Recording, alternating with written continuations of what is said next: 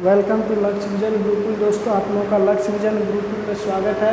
देखिए, आप लोगों के बीच हम आज फिर लेकर आए हैं मैथ्स का। इससे पिछले क्लास में जो पढ़ाए थे उसमें हम मैथ्स का क्या बताए थे, थ्योरी बताए थे, न्यूमेरिकल्स टाइप क्वेश्चन बताए थे, जो थ्योरी आपका कंसेप्ट क्लियर हो गया था। आज आपके पास हम लेकर आए हैं सोल्यूशन। क्या लेकर आए हैं? सोल्यूशन के साथ लेकर आए हैं, आपको क्वेश्चन के साथ आंसर सहित लेकर आए हैं। पिछले क्लास में आपको हम सिर्फ इसका थ्योरी पढ़ाए थे। आज आपको 1 बाय 1 NCERT का क्वेश्चन, मैथ्स का एक एक क्वेश्चन का उत्तर के साथ हम आपको यहाँ बताएं और समझाने का कोशिश करेंगे। आप लोगों को मालूम होगा, ज़्यादा से ज़्यादा आप लोग इस वीडियो को शेयर कीजिए, कमेंट कीजिए, लाइक कीजिए और मेरे चैनल को सब्सक्राइब कीजिए। आप लोग मेरा मनोबल इसी तरह बढ़ाते रहिए, जैसे प्यार दिए उसी तरह प्यार देते रहिए। देखिए, अब हम आते हैं पहला क्वेश्चन पर। पहला क्वेश्चन आपको क्या दिया हुआ है? पहला क्वेश्चन आपका कह रहा है, यहाँ देखिए, पहला क्वेश्चन में लिखा हुआ है निम्न संख्याओं का HCF ज्ञात करने के लिए, यानी कि ये सब जो संख्या दिया गया है उसका HCF ज्ञात करने के लिए यूक्लिड एल्गोरिथम का प्रयोग करें। किसका प्रयोग करें? यूक्लिड एल्गोरिथम का। तो हमने बताया था पिछले क्लास में एल्गोरिथम का मतलब क्या होता है, तो इसको स्टेप बाय स्टेप करके बनाना बताए थे।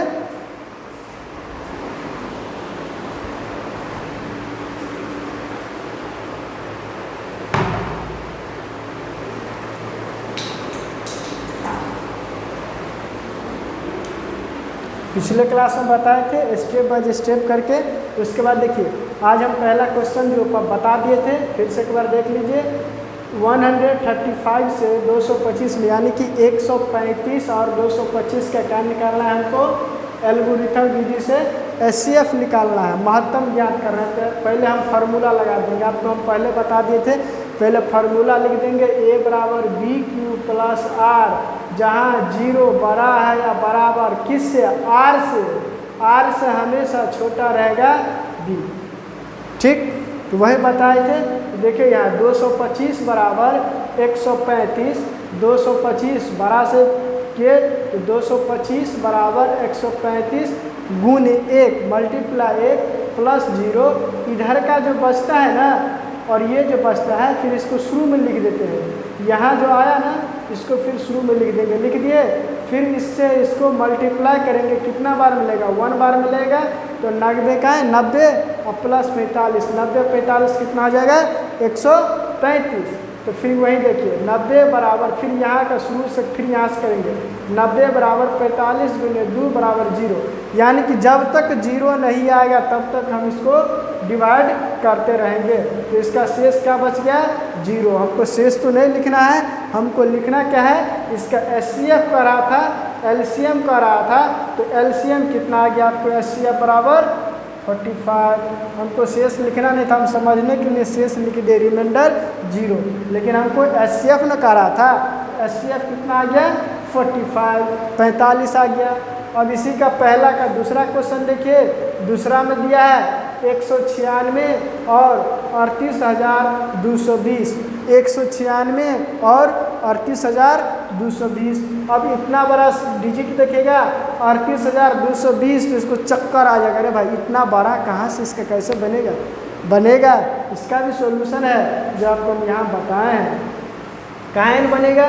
लोग इतना बड़ा देख लेता है, पहले डर जाता है, अरे भाई इतना बड़ा कैसे होगा, इसका फैक्टर कैसे निकालेंगे, इसका क्या होगा, डिवाइड कैसे निकलेगा, तो लोग को प्रॉब्लम होता है। तो पहले अब क्या, वही फार्मूला लगाना है, A बराबर BQ प्लस R। इतना फार्मूला का यूज कीजिए ताकि फार्मूला आपको याद हो जाए, समझ में आ जाए। तो फिर देखिए 38,220 का हम निकालने जा रहे हैं HCF। तो कितना मरतबा लगेगा? 196 गुने 195 करेंगे तो कितना आ जाएगा? 38,220। 196 के 195 से मल्टीप्लाई करेंगे तो कितना आ जाएगा?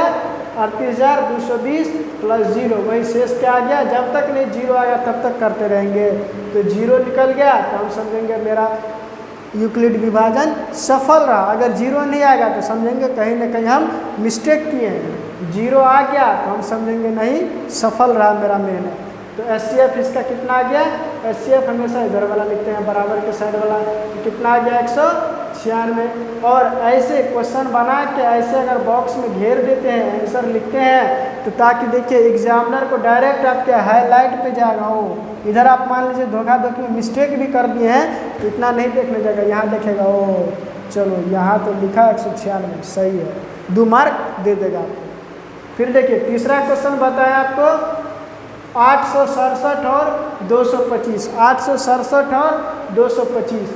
तो ए बराबर यही फार्मूला, ए बराबर बी क्यू प्लस आर, जहाँ 0 से बड़ा हो या बराबर, लेकिन आर क्या हो, हमेशा बी से छोटा हो। फिर यहाँ देखिए यही 867 बराबर 225, यानी कि 225 को 3 से गुना करेंगे, फिर प्लस जो रिमाइंडर शेष बचेगा 102 आ जाएगा। फिर 225 को 102 से 102 गुने 2 फिर 51, फिर 102 आ गया तो 102 को कितना से करेंगे तो 51 दूनी 102 होता है, प्लस 0 तो इसका शेष 0 आ गया।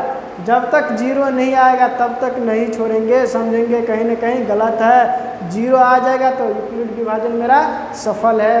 HCF इसका कितना आ गया आंसर 51। समझ गए? इसमें मेरे ख्याल से दिक्कत नहीं होना चाहिए, ये समझ गए होंगे।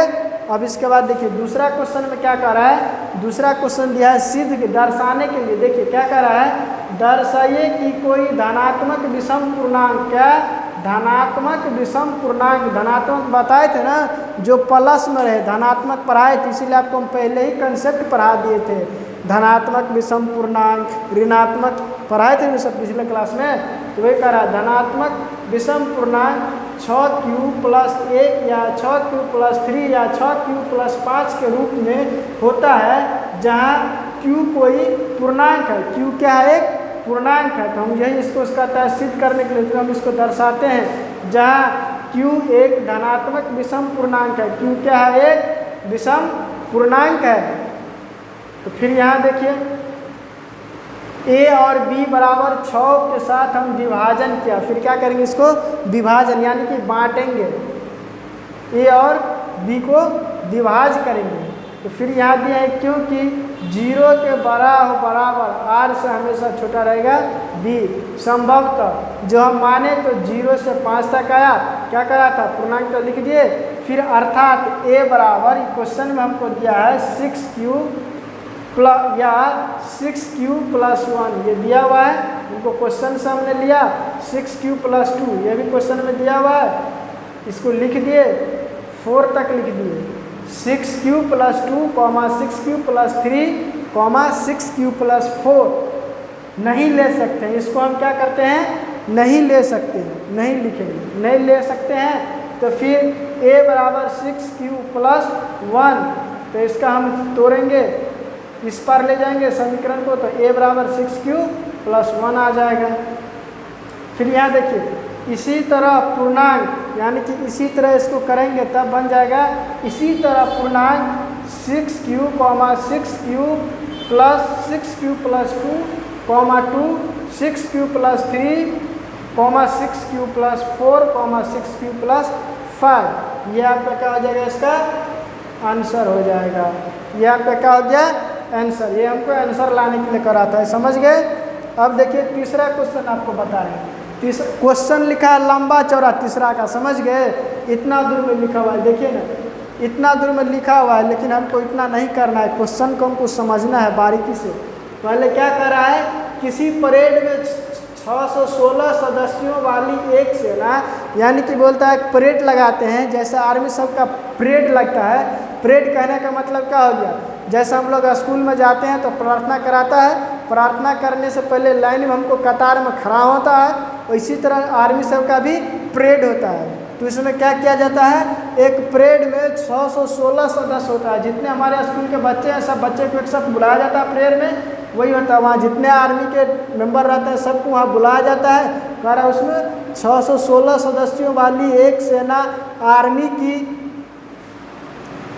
की टुकड़ी को 32 सदस्यों वाली एक आर्मी बैंड के पीछे, बोलता है एक में 616 सदस्य है और दूसरा में कितना है 32 सदस्य वाली एक आर्मी बैंड के पीछे मार्च करना है।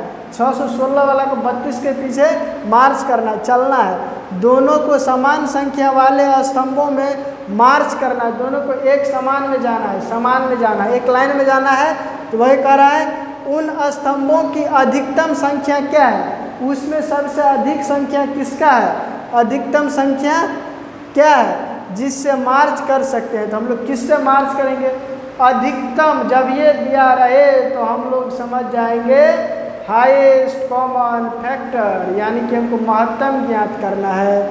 यहाँ आपको क्या अधिकतम दर्शा दिया है, इतना हम नहीं पढ़ेंगे, क्वेश्चन को हम सिर्फ माइंड में सेट कर लेंगे। अच्छा अधिकतम दिया है, सेना वाला दिया है, तो अच्छा सेना वाला तो हम बनाए हैं, अधिकतम दिया है ना, तो कोई बात नहीं।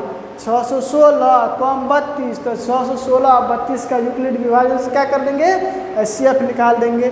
सिंपल तरीका, इतना रटना नहीं है। जब ये अधिकतम दिया रहे तो हम क्या समझ जाएंगे, HCF ज्ञात करना है, तो ज्ञात कर लेंगे ना।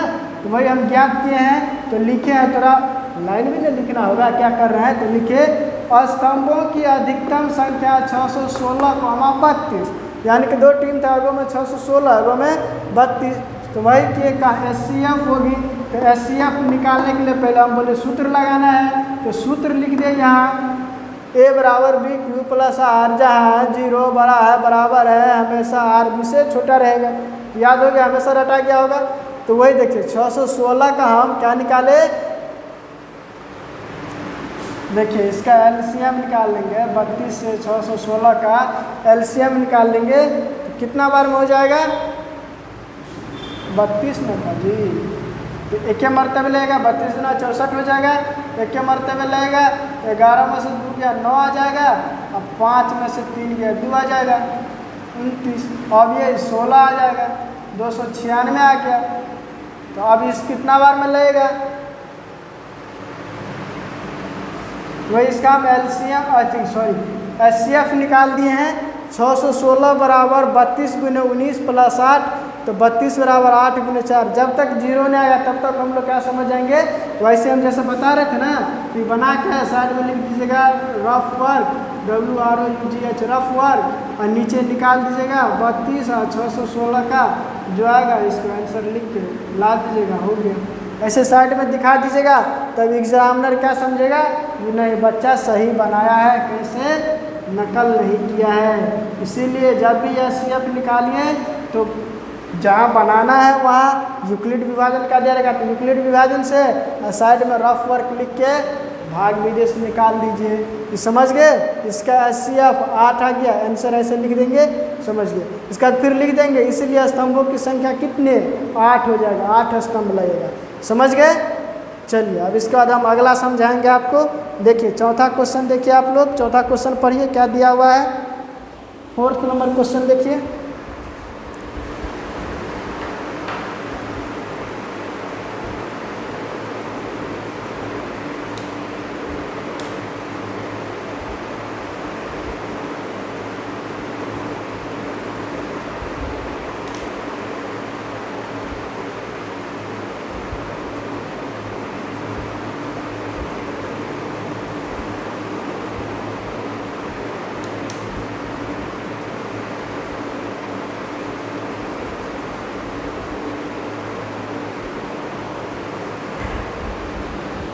देखिए अब हम लोग 4th नंबर क्वेश्चन देखेंगे। 3 नंबर तक देख लिए, तो अब 4th नंबर में देखिए चौथा क्वेश्चन में क्या कर रहा है, यूक्लिड विभाजन प्रेमिका का प्रयोग करके, यानी कि यूक्लिड विभाजन का थ्योरम लगा के प्रयोग करके दर्शाइए कि किसी धनात्मक पूर्णांक का वर्ग किसी पूर्णांक m के लिए 3m या 3m+1 के रूप में होता है। तो देखिए यहाँ हाँ होता है। तो देखिए माना कि x कोई धनात्मक पूर्णांक है, हम x का मान लिए धनात्मक पूर्णांक मान लिए, तो अब यह 3q,3+1 या 3q+2 के रूप में होगा। तब हमको अब इसको सिद्ध करना है, सिद्ध करना है कि प्रत्येक वर्ग का, यानी प्रत्येक वर्ग का 3m या 3m+1 के रूप में लिखा जा सकता है। तो वही हम इसको लिखे हैं, इसका स्क्वायर कर दिए तो 9 स्क्वायर आ गया। फिर इसको हम इस रूप में लिखे तो 3,3m², जहाँ m बराबर क्या लिख दिए 3q²। तो फिर इसको अब हम देखिए इसका वर्ग निकालेंगे तो हो जाएगा 3q+1² बराबर, इस दोनों का करेंगे तो 3 3 जा 9 स्क्वायर प्लस 6 + 1। फिर यहाँ 3 का देखिए 3q² प्लस 2q प्लस 1। तब हमको यहाँ लिखना होगा, दोनों कॉमन ले लिए 3m प्लस 1, तो जहाँ m बराबर क्या आ गया 3q² प्लस 2q। पहला आया, इसमें 2 कह रहा था निकालने के लिए, यहाँ पहला निकला हुआ है, यहाँ लिख देंगे पहला।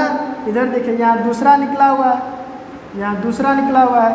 तो देखिए अब तथा 3q प्लस 2 का स्क्वायर बराबर इसका स्क्वायर करेंगे तो ये आ जाएगा 9q² प्लस 12q प्लस 4।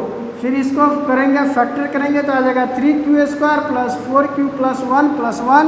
तो फिर आ जाएगा किस रूप में 3m प्लस 1 के रूप में दिया हुआ है हमको। तो देखिए फिर यहाँ आ गया। फिर जहाँ m बराबर 3q प्लस 4q प्लस 1, ये किसका आ गया दूसरा आ गया।